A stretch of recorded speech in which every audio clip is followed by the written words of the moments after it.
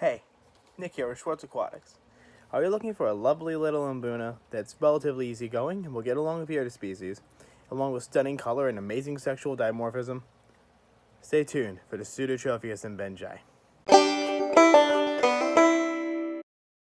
So here we have my 75-gallon Mbuna community, where we house our Metriaclima Mbenji trio.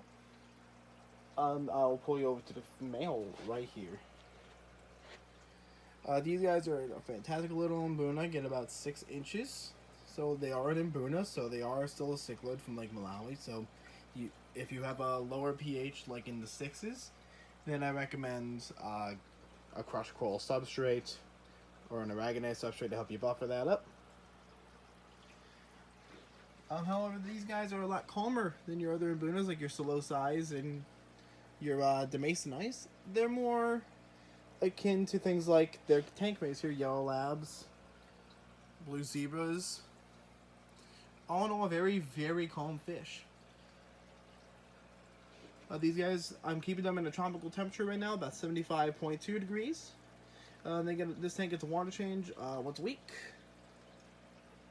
These guys are not the biggest fans of woodwork, so I always try to give them some rock work to hang out in. However, they do prefer the open swimming space. What's especially interesting about these guys compared to other Mbunas is the sexual dimorphism. It's almost as drastic as peacocks, which is one of the reasons I got attracted to the species. You see, so this guy we've been tracking here is my male.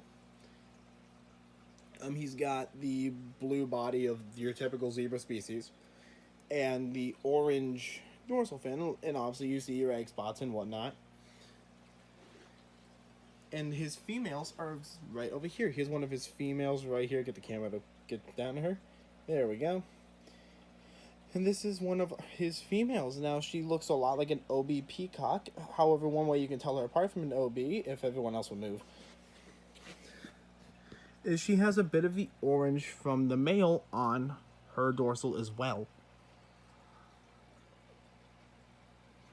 And also, I do not keep peacocks in this tank. I tend not to mix my Mbunas with peacocks. It's just a good habit I have. This is another female. She does not have as much of the orange on her, and she's much less blotched. With these guys, when it comes to breeding, it's not any different than most Mbunas. They will dig a little pit. The female will carry her eggs for 2 to 3 weeks after fertilization.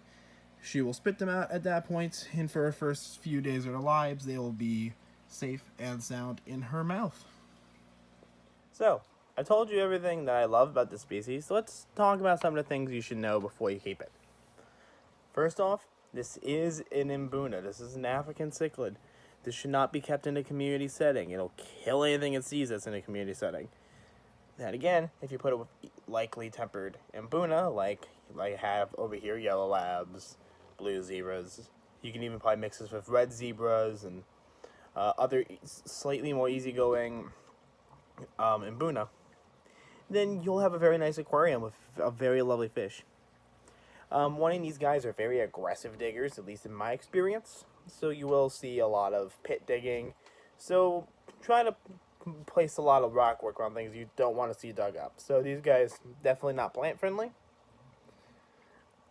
Just like every other Mbuna, tropical temperatures, pH from neutral up to 8.5, very, very durable.